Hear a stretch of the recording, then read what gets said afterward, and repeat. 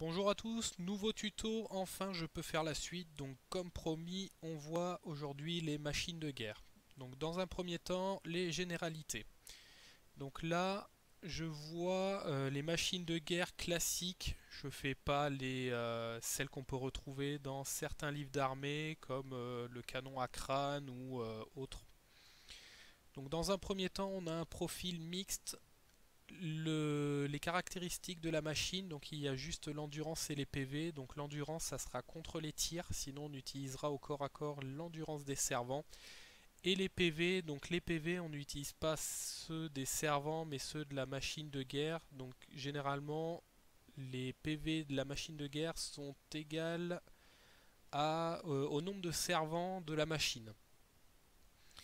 Ensuite, les tests de caractéristiques donc, sont automatiquement ratés, sauf pour les tests d'endurance et de commandement. Donc ils peuvent servir sur certains sorts ou sur certaines capacités spéciales des personnages ou de bannières ou d'unités. Je ne sais pas s'il y a vraiment des bannières qui font des tests de caractéristiques. Du moins j'en ai pas de mémoire. Et il n'y a pas de socle pour les machines de guerre classiques. Donc là, je reviens comme pour le canon à crâne. C'est un canon, mais c'est aussi un monstre, un char. Donc il aura un socle. Donc les machines de guerre classiques n'ont pas de socle. Donc on mesure le tir depuis la sortie du projectile. Je ne sais pas si c'est vraiment clair, mais en gros, pour un canon, on va mesurer la distance depuis la bouche du canon. Pour les balistes, on vient au niveau de la pointe de la flèche.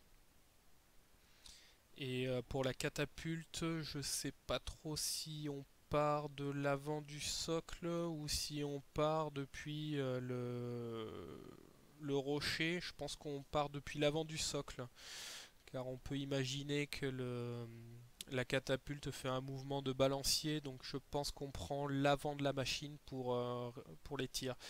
Les lance-flammes aussi, on vient depuis la bouche du lance-flamme. Voilà pour le premier point. Alors, autre généralité pour le mouvement, donc on ne peut pas faire de marche forcée et on ne peut pas charger un ennemi. Et on utilise la valeur de mouvement des servants. Il me semble aussi que quand on se déplace avec une machine de guerre, on ne peut pas tirer. Ensuite, face à une charge, on ne peut que maintenir sa position. On ne peut pas on peut pas fuir, on ne peut pas maintenir et tirer avec une machine de guerre. Donc ça prendrait trop de temps pour les servants, pour une petite métaphore. Ensuite, si les servants doivent fuir, donc face à un test de morale pour un résultat de combat, la machine est détruite. Donc apparemment, on se dit que les servants, avant de fuir, trafiquent la machine de guerre pour ne plus être utilisés par l'ennemi. Autre point, tous les terrains autres que les terrains découverts sont des infranchissables. Donc ça, par contre, quand on déploie une machine de guerre, par contre, on peut l'installer dans une forêt ou dans un bâtiment en début de partie. Donc elle pourra toujours pivoter face à l'ennemi, ça y a pas de souci, mais par contre, on ne pourra pas se déplacer si elle est installée dans une tour. Ensuite, une unité qui charge donc sur une machine de guerre peut s'orienter comme elle veut tant que son mouvement le permet. Donc ce qui veut dire, c'est que un ennemi qui chargerait de face une machine de guerre, étant donné qu'elle n'a pas de socle, si son mouvement le permet, donc par rapport à la mesure de charge, donc les 2d6 plus le mouvement, ou 3d6 pour les unités rapides, si elle a un mouvement supérieur pour se mettre de dos ou de flanc, enfin pour s'orienter vers une position plus, plus avantageuse pour elle, elle peut le faire. Elle n'est pas obligée de charger de face. Donc, par contre, elle n'aura pas de résultat de combat pour charger de flanc ou de dos. C'est juste qu'elle pourra s'orienter vraiment à droite, à gauche ou même de dos pour revenir en charge irrésistible pour être plus avantagée lors des prochains tours. Donc je ferai une petite explication en image pour que ça soit bien clair pour tout le monde. Ensuite, concernant le tir, donc si une unité ennemie décide de tirer sur une machine de guerre, on utilise l'endurance de la machine. On imagine que les servants se cachent derrière pour se protéger des tirs. Et on utilise la sauvegarde d'armure ou invulnérable s'il y en a des servants. Donc ça, on imagine bien que les tirs sont dirigés contre les servants et pas contre la machine. Donc ils se cachent derrière et si jamais ils sont touchés, c'est les armures qui les protègent. Ensuite, pour tirer avec une machine de guerre, donc on utilise la ligne de vue depuis le point utilisé pour la mesure des distances. Donc en gros, ça sera la ligne de vue pour un canon depuis la bouche du canon. Pour la baliste, ça sera la pointe de la flèche, ça ne sera pas celle des servants. Ensuite, le pivot est gratuit, donc ça c'est quand on veut orienter le canon vers l'unité ennemie sur laquelle on veut tirer dessus. Et on ne considère pas que c'est un mouvement, on imagine que la machine est sur pivot et donc peut être fait assez facilement par les servants. Donc aussi, comme j'en ai parlé pour le mouvement, je ne savais pas si on pouvait bouger et tirer. En fait, donc on a bien la règle mouvement ou tir et tir lent. Donc pas de tir de contre-charge quand on est chargé. Et si on bouge, on ne peut pas tirer. Et dernier point concernant le tir, donc c'est la capacité de tir la plus haute. Donc quand on l'utilise, je pense à la baliste, on utilise la capacité de tir des servants. Donc pour une baliste naine, s'il y a un ingénieur dedans, on utilise la capacité de tir de l'ingénieur et pas des servants. Donc ça sera une CT de 4 plutôt qu'une CT de 3. Donc voilà, et maintenant on va passer donc au corps à corps. Donc comme je l'ai dit, avec l'image pour une machine de guerre qui est chargée. Et ensuite, on verra donc les différents types de machines de guerre et les dégâts qu'elles peuvent causer. Alors, autre point pour le corps à corps, donc pas plus de 6 figurines d'infanterie ou de cavalerie peuvent attaquer la machine de guerre. Donc c'est le joueur qui contrôle ces figurines qui choisit. Donc ça peut être des personnages ou éventuellement des champions d'unité. Les infanteries monstrueuses, bêtes monstrueuses, cavalerie monstrueuse qui elles sont plus grosses comptent pour 3 par figurine. Donc en gros il n'y aura que 2 figurines qui pourront attaquer. Et un monstre ainsi que son cavalier compte pour 5. C'est pas le monstre compte pour 5 et le cavalier compte pour 1. C'est le monstre ainsi que le personnage qui l'a monté. Compte pour 5. Pour le corps à corps, les adversaires utiliseront la capacité de combat des servants, l'endurance des servants et la sauvegarde d'armure des servants. On ne choisit pas l'endurance de la machine de guerre. Ensuite, en cas de victoire de la machine de guerre, qui peut être fait, je l'ai déjà fait avec ma baliste haut elfe contre des caméléons hommes lézards, on ne peut pas choisir de poursuivre pour détruire l'unité. Les servants doivent rester avec leur machine de guerre. Pour la panique, les servants ne fuient pas mais se planquent sous la machine de guerre. Donc ce qui compte comme aucun tir pour le prochain tour. Et en cas d'incident de tir qui a déjà cette règle pas de tir au prochain tour, ça ne se cumule pas. Ça sautera un tour, point. En gros, les servants vont rétablir l'incident de tir pendant qu'ils se cachent dessous.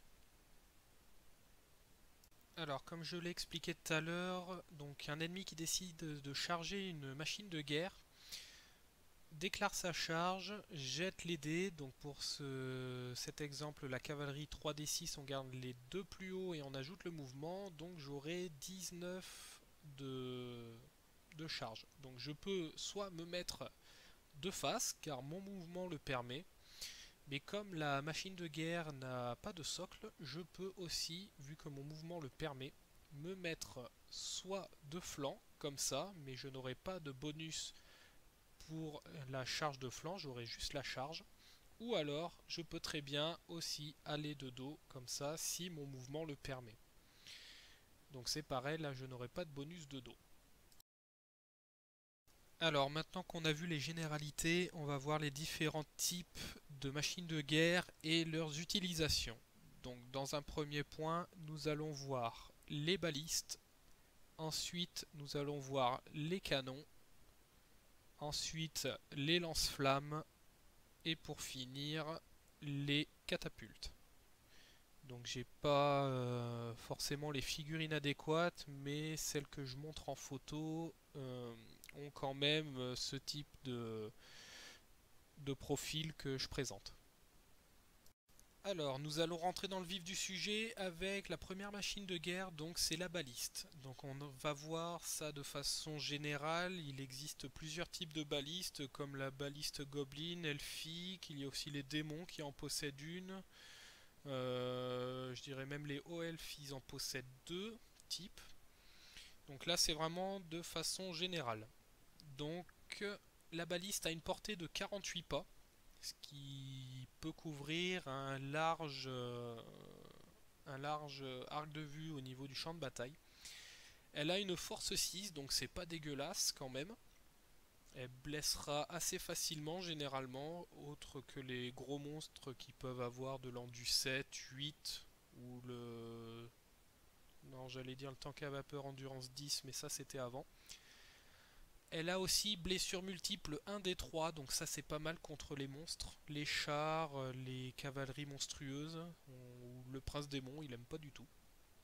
Et elle annule les sauvegardes d'armure, donc ça je reviens aussi par rapport au prince démon, il aime vraiment pas du tout la baliste, généralement il a qu'une pauvre 5 plus d'invulnérable. Donc on le tue assez facilement. La cavalerie aussi n'aime pas parce que généralement elle est lourdement protégée avec des sauvegardes d'armure de 1 ou 2 plus. Donc là on fait carrément sauter la figurine assez facilement.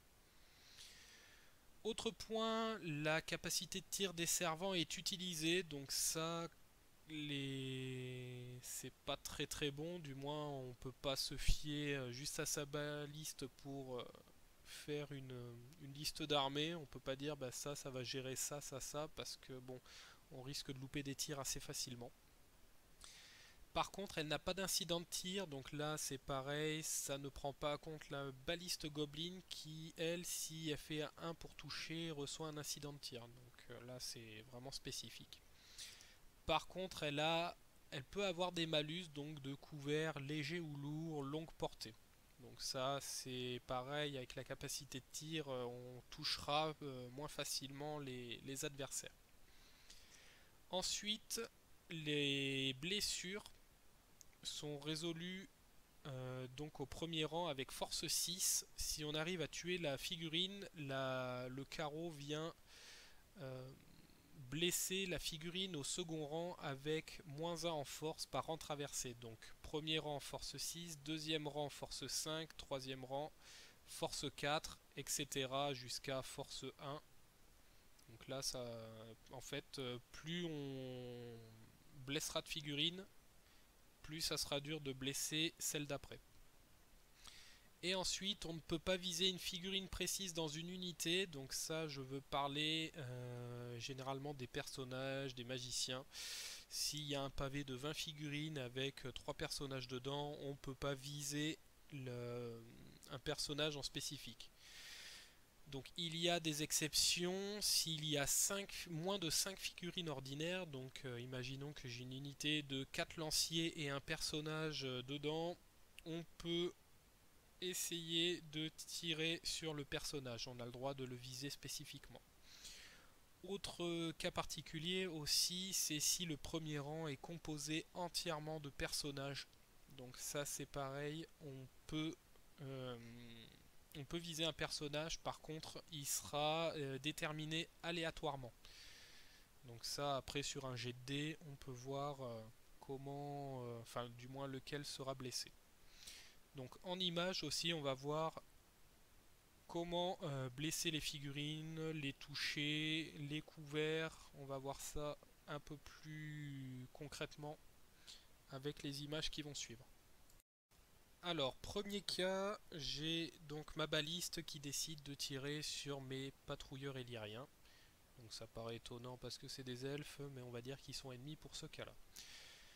Donc, on fait le jet pour toucher. Donc pour ce cas-là, mes elfes ont une CT de 4, donc je reviens sur le tuto un peu de tir. CT de 4, donc je dois faire un 3 plus si j'ai pas de malus. Donc là on va dire que j'ai aucun malus, donc je décide de tirer, je dois faire un 3 plus pour toucher la figurine. Si j'arrive à la toucher, j'ai la force 6, mon adversaire a une endurance de 3, donc ça c'est pareil, il faut revenir sur les tutos précédents. Force de 6 par rapport à endurance 3, je blesse sur du 2+. Si je fais un as, elle n'est pas blessée. Si je fais un 2 ou plus, la figurine meurt car elle n'a qu'une sauvegarde d'armure de 5+. On annule les sauvegardes d'armure, je fais blessure multiple 1 des 3, mais sachant qu'elle a un point de vie, elle meurt automatiquement. Je ne peux pas traverser les rangs comme j'ai expliqué car mon unité elfique n'a qu'un seul rang, donc le carreau passe à travers, la figurine est empalée, elle meurt et le tir s'arrête ici. Deuxième cas, toujours les mêmes unités, je suis toujours à courte portée, j'ai toujours pas de malus de couvert, sauf que mon unité a toujours qu'un seul rang, mais avec sa ligne de vue, je la vois de flanc. Donc là, euh, en ce qui concerne la force de la baliste qu'elle va exercer sur ses figurines, donc je ne sais pas si je l'ai stipulé, mais par rapport à la ligne de vue, pour voir si ça traverse les rangs, il faut voir la ligne de vue de l'ennemi. Donc là j'ai fait exprès de la mettre de flanc. Donc je tire, je touche, toujours sur du 3+, je blesse, toujours sur du 2+, car je suis à force 6. Je fais un 3, je tue la figurine, enfin du moins je devais faire un 2+, je fais un 3, je la tue. Et là, ce qui se passe, c'est que vu que mon adversaire a son unité de flanc, je vais traverser les colonnes et non pas les rangs. Donc première figurine, ça sera force 6, je la tue. La deuxième, ça sera sur force 5, elle a toujours endurance 3, ça fera toujours du 2+. Si je la tue, je passe à la troisième figurine, donc là ça sera encore moins en force, ça sera force 4. Ça sera sur du 3+. Si je la tue, la prochaine ça sera sur de la force 3, donc je blesserai sur du 4+. Si je la tue, je passerai sur la dernière, ça sera force 2, et là ça sera sur du 5+. Donc je peux carrément annihiler l'unité en un seul tir, si j'arrive à blesser. Par contre, si je n'arrive pas à blesser, la figurine n'est pas tuée, ça ne traversera pas le rang. Et donc le tir s'arrêtera ici.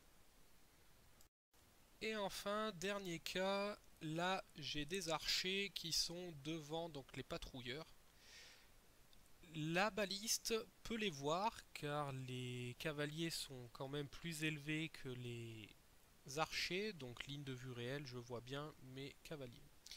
Par contre, au niveau de la capacité de tir, donc j'aurai un couvert lourd car il y a les archers devant. Ça ne m'empêchera pas de tirer sur eux, mais par contre j'aurai moins de couvert, donc j'ai CT 4, c'est sur du 3+, j'ai moins 2, je toucherai sur du 5+. Si j'arrive à toucher, donc sur du 5+, ça revient au cas précédent car mon unité est de flanc. Donc ça sera force 6 pour la première figurine, force 5 pour la deuxième, force 4, force 3 et force 2. Toujours si j'arrive à tuer la figurine. Maintenant, on va voir les canons. Donc pour les canons, il existe deux types possibles, le canon et le grand canon. Donc ce qui change, c'est la portée.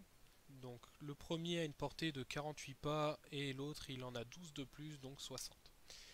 La force, c'est force 10, donc ça peut passer sur absolument tout. Fait blessure multiple 1 des 6 sans sauvegarde d'armure. Donc là, généralement, c'est les monstres qui sont visés, cavalerie monstrueuse, infanterie monstrueuse. Donc voilà. Là, généralement, ça... les chars aussi, ça peut les défoncer assez facilement. Donc généralement, quand il y a des canons, on planque ces monstres, ces grosses bébêtes, car elles peuvent ne pas passer le premier tour. Ensuite, on n'utilise pas la capacité de tir des servants, mais on utilise le dé d'artillerie. Donc le dé d'artillerie, c'est le dé qui va de 2 à incident de tir. Donc ça fait 2, 4, 6, 8, 10 et incident de tir, le point d'exclamation. Quand on tire, on n'a pas non plus de malus, donc longue portée, malus de couvert. Mais on peut avoir un incident de tir, donc ça c'est le dé d'artillerie qui le désigne, donc une chance sur 6. Et un peu moins pour les nains car ils peuvent avoir l'ingénieur à côté. Alors maintenant en image, donc j'ai mon canon de corne face à une unité de lion blanc. Pour tirer sur cette unité, donc on va prendre comme exemple un canon normal, donc portée de 48 pas. Je dois désigner un point sur l'unité ou avant, c'est comme je veux, dans la limite de mes 48 pas. Ensuite, je lance le dé d'artillerie. Donc le dé d'artillerie, c'est le dé qui a un 2, 4, 6, 8, 10 ou incident de tir. Si je n'obtiens pas d'incident de tir, je rajoute le chiffre donné au point que j'ai désigné avant ou sur l'unité. Ensuite, je relance le dé d'artillerie et en fait c'est le rebond du boulet. Donc tout ce qui sera entre le premier point et le deuxième point sera touché. Si j'obtiens un incident de tir sur le deuxième dé, ce n'est pas un incident de tir, c'est que le le boulet se plante dans le sol et ne rebondira pas. Alors voilà concrètement comment je procède pour tirer sur l'unité de lion blanc. Donc je désigne un point que j'ai représenté avec le dé avec le 1. Je le mets à 6 pas devant l'unité de lion blanc car j'ai de fortes chances que le boulet rebondisse. Je jette mon dé d'artillerie, donc représenté par le vert, et j'obtiens un 4. J'étais 6 pas devant, donc mon boulet arrive sur le petit panneau avec le corbeau, je crois qu'on ne le voit pas très bien, 2 pas devant l'unité de lion blanc. Donc là, c'est là où mon boulet atterrit. Ensuite, je relance un dé d'artillerie et j'obtiens un 8.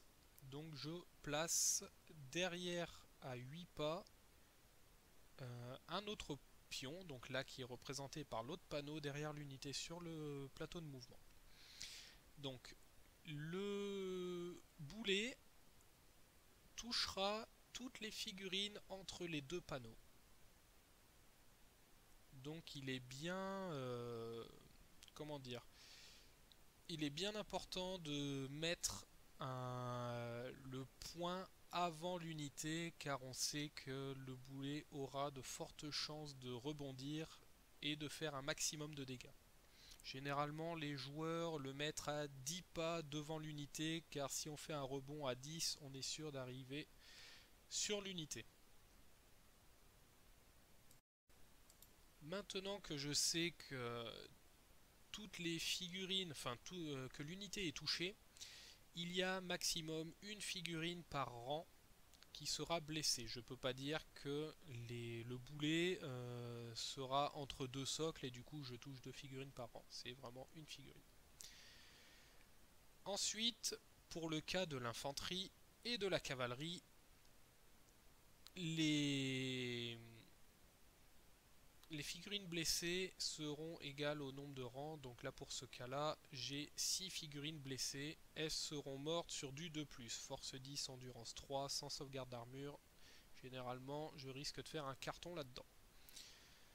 Cas particulier pour l'infanterie, cavalerie et bête monstrueuse.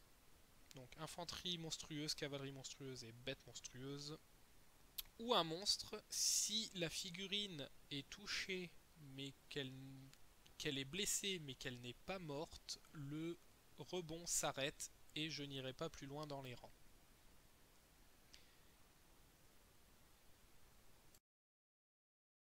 Second cas, si je décide de tirer sur l'unité alors qu'elle est derrière un obstacle, donc ici sur un muret. Si le point donné sera avant le mur ou l'obstacle et que le rebond touche l'obstacle, le boulet s'arrête, l'obstacle est détruit, mais je ne tuerai pas de figurine. Donc par contre, si je mets un point donné et que je jette le premier dé d'artillerie et qui passe derrière l'obstacle, et qu'ensuite je fais le rebond qui peut potentiellement toucher des figurines, j'ai le droit, le boulet ne sera pas arrêté. Et enfin, le dernier cas, j'ai un monstre devant l'unité, je peux décider de faire un carton en tuant le monstre plus en tuant des figurines derrière, donc je fais les mêmes jets. Par contre, si je tue le cavalier, car il faut savoir que quand on tire sur un monstre monté, c'est le cavalier et le monstre qui sont touchés, donc tous les deux à force 10, 1 des 6 PV, sans sauvegarde d'armure, donc généralement ils aiment pas. Si je tue le cavalier mais pas le monstre, le rebond ne s'applique pas, on va dire que le boulet se plante dans la masse du monstre et il ne va pas plus loin. Il faut vraiment que je tue la figurine pour que potentiellement les lions blancs puissent prendre aussi le boulet dans la tronche. Et enfin, dernier cas, pour les canons, on a le choix aussi de tirer en mitraille plutôt que de tirer un boulet. Donc pour la mitraille, c'est fait pour les unités qui sont vraiment proches de la machine de guerre. Donc elle a une portée de 12 pas maximum, force 5, perforant, donc c'est moins 3 à la sauvegarde d'armure en tout.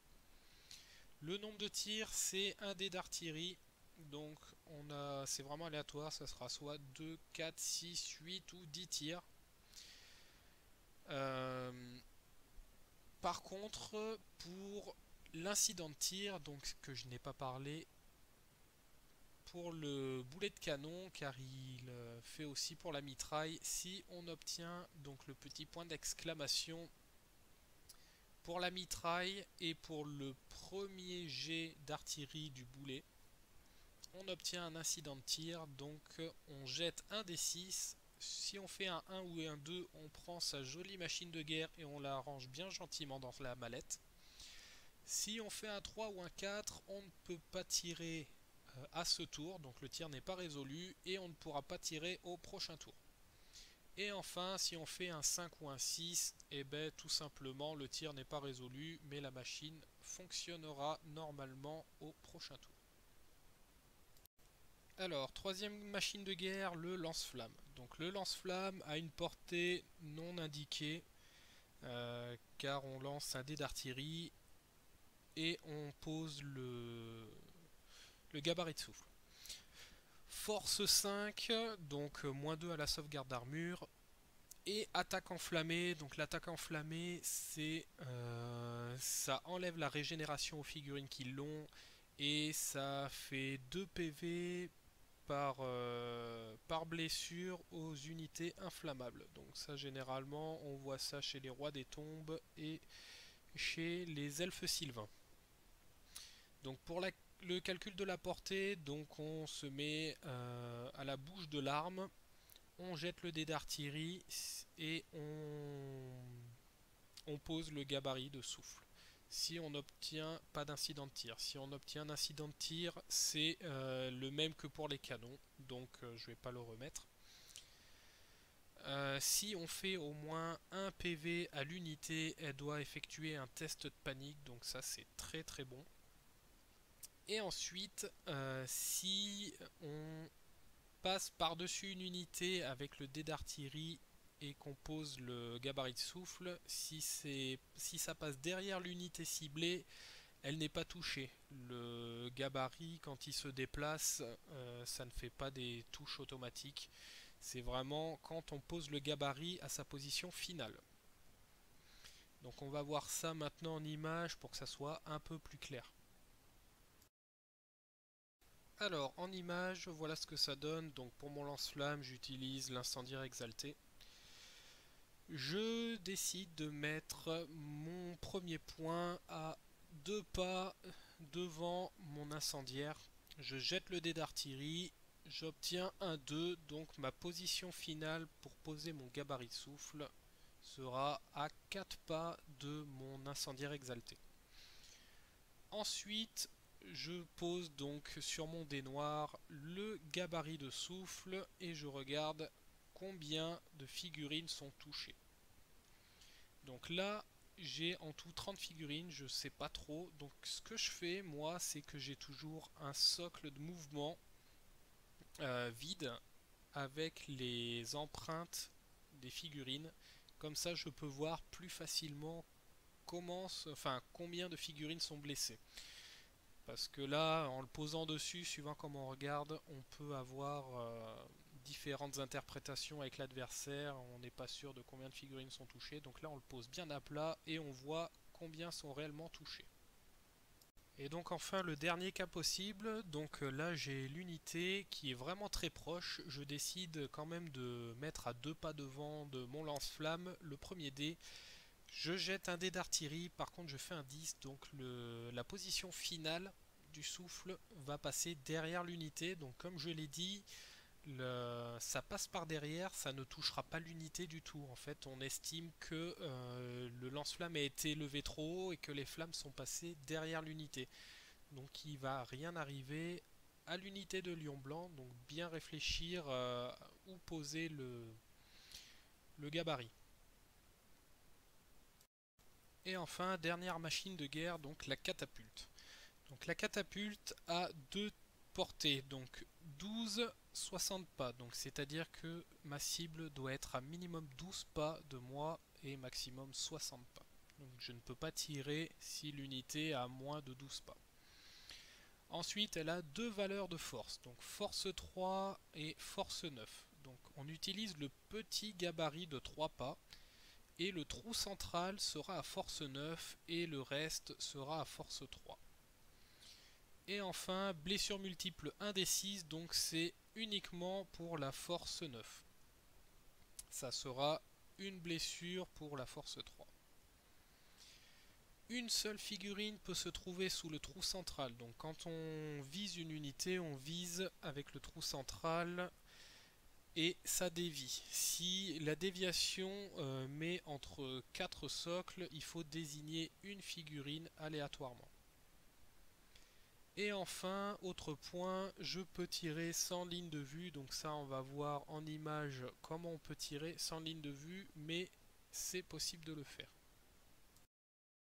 Alors, premier cas, si ma cible est en ligne de vue. Je pose mon gabarit de 3 pouces sur l'unité.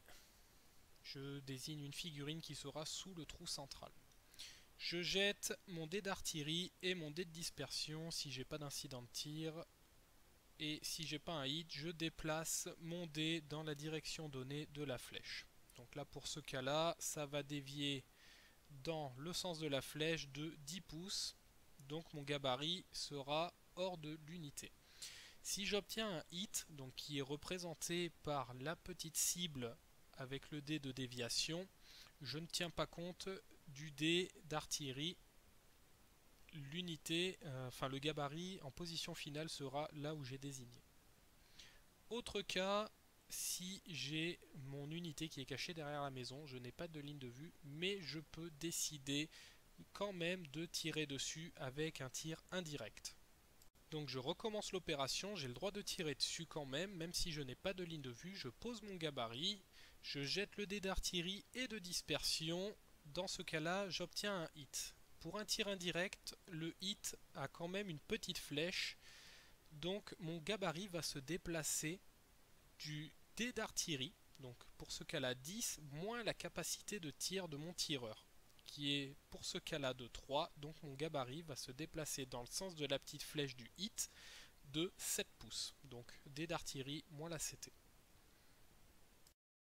Dans le cas où j'arrive à blesser une unité, donc pour ce cas-là, on va dire que j'ai fait un hit, donc je pose mon gabarit sur les figurines et en fait je fais un peu comme le lance-flamme, j'ai toujours un plateau de mouvement vide avec toujours les empreintes et comme ça je peux voir plus facilement combien de figurines sont touchées. Donc là il y en aura une sous le trou de force 9 et le reste sera à force 3. Donc les sauvegardes d'armure sont quand même autorisées, excepté pour la force 9. En même temps, ça fait trop de malus au niveau de la sauvegarde d'armure, donc même avec une sauvegarde de 1+, on lui fait quand même -6, donc elle n'aura pas de sauvegarde d'armure. Pour le cas des monstres montés, il faut que le trou central soit vraiment sur le cavalier pour que ça soit elle qui ait la touche de force 9. Sinon, c'est le monstre qui l'a, et il y a des chances aussi que la force 3 touche le cavalier. Donc la catapulte, c'est pas mal, elle peut vraiment faire être assez polyvalente, soit dégommer du monstre assez facilement, soit de la piétaille. Donc c'est pas vraiment spécifique comme le canon ou le lance-flamme ou la baliste. Là c'est vraiment plus polyvalent. Et enfin, donc pour finir, les incidents de tir au niveau des catapultes. Donc toujours sur un D6, sur un 1 on range la machine de guerre. Sur un 2 ou 3, on subit une blessure sans sauvegarde d'armure et on ne pourra pas tirer à ce tour ni au prochain. Et enfin, 4, un 5 ou un 6, le tir n'est pas résolu, mais on pourra tirer au prochain tour. Voilà, je pense que j'ai fait le tour au niveau des machines de guerre. Si j'ai oublié certains points ou s'ils sont pas clairs, n'oubliez pas de le spécifier sur les commentaires. J'essaierai d'arranger ça, ou alors je ferai un petit tuto pour faire un errata. J'ai eu beaucoup de demandes pour savoir quand est-ce que j'allais continuer les tutos, donc là ça va être un peu compliqué parce que au niveau famille et tout j'ai des priorités. Je vais aussi déménager, donc ça risque d'être un peu long. Au niveau des rapports de bataille, je devrais en faire un vers la fin du mois si c'est possible. C'est pareil avec la famille et le déménagement, ça va être un peu compliqué. Si vous voulez que j'aborde d'autres points autres que les rapports de bataille et les tutos, vous pouvez aussi me faire des suggestions comme des tutos peinture ou certaines choses, composition de liste d'armées ou d'autres points de règle que vous n'avez pas bien compris. N'hésitez pas, j'ai tous les livres d'armée, donc ça devrait être bon pour moi. Et au niveau des figurines, si vous voulez avoir certains points, vu que j'en montre pas mal pour mes tutos ou mes rapports de bataille, si vous voulez savoir certaines techniques, je suis pas un expert en peinture, mais je me débrouille quand même. Donc si vous voulez savoir comment je fais les effets des figurines montrées, n'hésitez pas à me le demander, je vous répondrai ou je ferai un tuto dessus, il n'y a pas de souci là-dessus. Alors j'espère que ça vous a plu et je vous dis à la prochaine. Allez, salut!